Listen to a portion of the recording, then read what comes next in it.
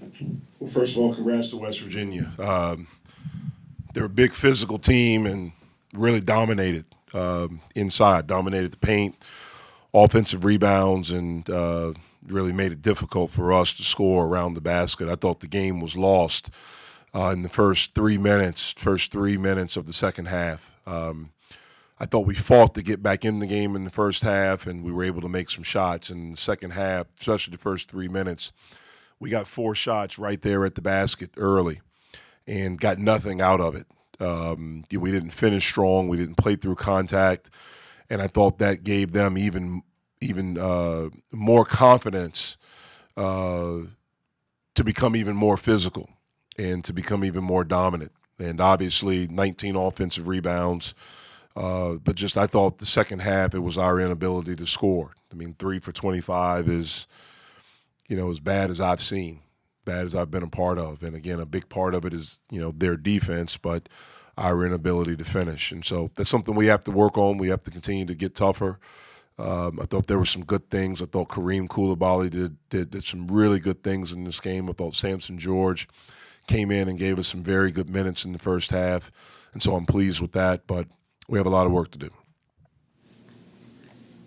I mean, with the poor shooting, I mean, were you getting the shots you wanted, or were At they? times we were. Again, like I mentioned, that first 3 minutes we were. We got some wide open threes. But at times, I thought we were rushed. We had a few possessions of no pass shot. Guys, I think what happens with us is that at times we, especially when we're struggling, guys know we're struggling, and so we have some guys that, okay, I have to do it instead of constantly we have to do it. We have to move the ball. We have to do this. And so we have to continue to grow in that aspect of the game. Does it feel like offensively you don't have something that's working well enough right now that you can kind of rely on when you go through a stretch where things aren't going your way for whatever reason? Well, I think I'm sorry.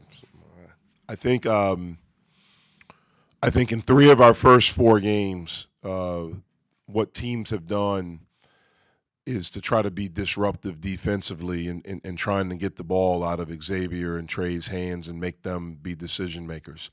I thought we did some things against Robert Morris in the second half, but in that game we were able to run offense.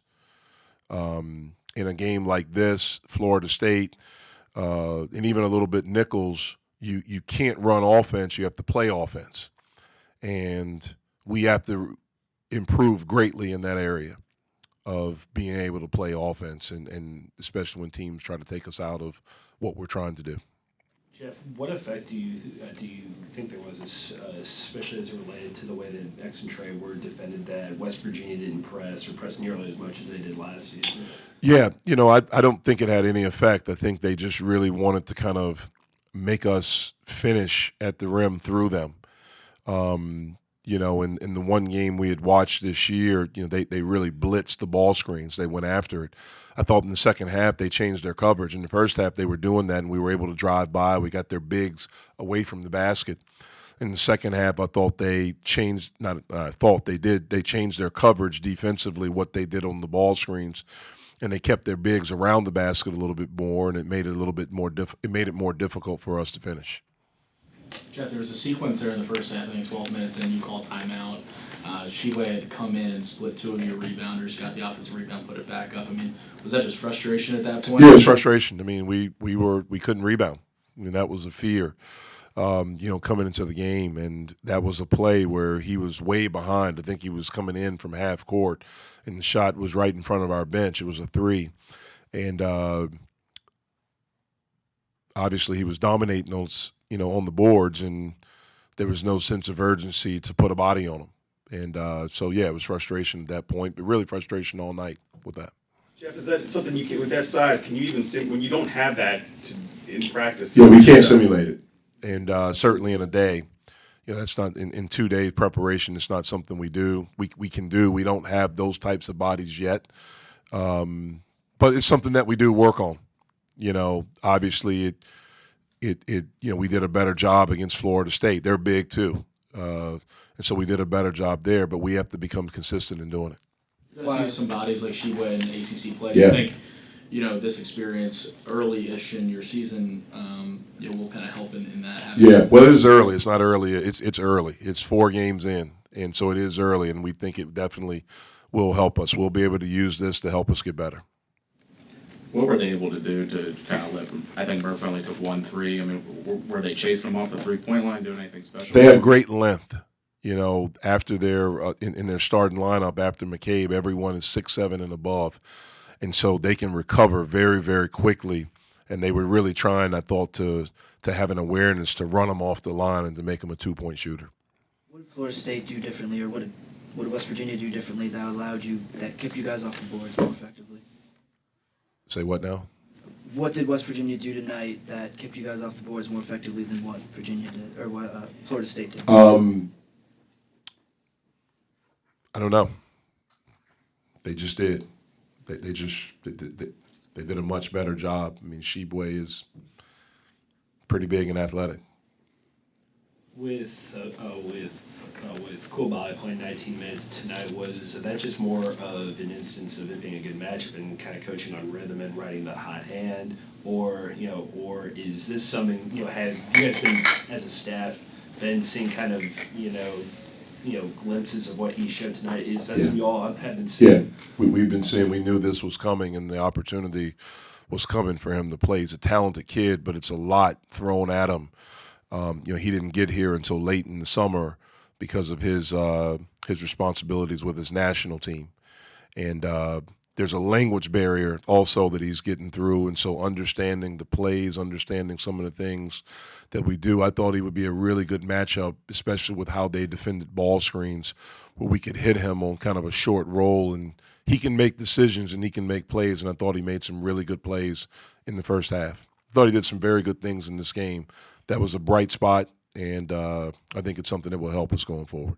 What did you learn about him tonight, especially as a freshman, being able to come into a rivalry game like this, a pretty passionate atmosphere, playing against a big physical team, and he came out and performed the way he did? Yeah, he's a good player, and we knew he was a good player. Just because he hasn't played as much in 3 games, it doesn't take away from the fact that we know he's a good player, and he's going to be a really good player here. And so I'm not surprised by what he did. He was going to play anyway, ended up playing a little bit longer and longer stretches because both Terrell and Eric had 2 fouls very early in the first half and didn't want to put them back in with the way the game was being called right away. And so he was able to play extended minutes, and I thought he did a really good job with it.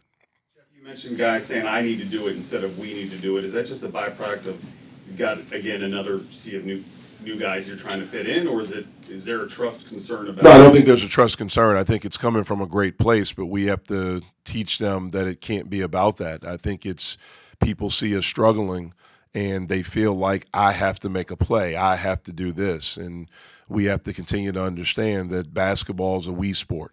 It's we, and the beauty of it is when you have 5 playing as 1, and we have to continue to get better with that. It's something we have to continue to get better with, and we will.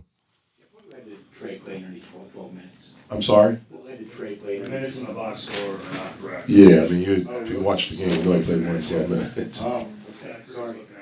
Yeah. How much did Terrell and Hamilton getting into early foul trouble affect any plan you may have had to try to deal with Shibwe offensively? It didn't. I mean, I thought we played better, when that group we had in, and we were able to make a run and be right there at halftime. So, it affected us as far as having bodies, Kareem having to play extended minutes and things like that. But, again, I thought Kareem and Sampson did a really, really good job for us. Bob said he felt like your guards got worn down by the end of the game. Would you agree No. with that? No, we just didn't play well. Thank you, guys. As a team, we just wasn't connected, and we saw that we was losing, so it kind of affected us. But that's no excuse. We got to be better in the second half and close the game out the right way. When you guys get into a situation like that where things aren't connected, where shots aren't falling, how much does the buildup of that as it continues? I mean, how much frustration and kind of being flustered? How much gets added on as that just goes longer and longer? I mean, it's a lot of frustration, but it's like play basketball. It's frustration's a part of the game, so you just got to build and just push past that and just play as a team still. Ryan, what were they able to do? I think you only took 1 3 tonight. I mean, what were they doing to push you away from that line? We didn't really get a lot of second chance looks. They did a good job on ball screen defense, on penetration. What was the strategy for you guys entering tonight to deal with the press, and what fell apart? Press. They didn't really press. We just came in here thinking about like we just got to come here for 40 minutes and fight together and fight as a team. I mean, we did that for the first half, but the second half it just kind of fell apart, and that's on us. So there wasn't a game plan to deal with their pressure defense, like off of made baskets or anything like that? They didn't really have pressure defense to us. Like, it was just get the ball in and just go past them and go past them to score. Justin, how difficult was it to get to the rim with their big guys? I mean, like, getting to the rim wasn't difficult, but finishing around the rim with them was difficult. He's a big, like, they're obviously big kids, but it's a man's game, so you just got to get better.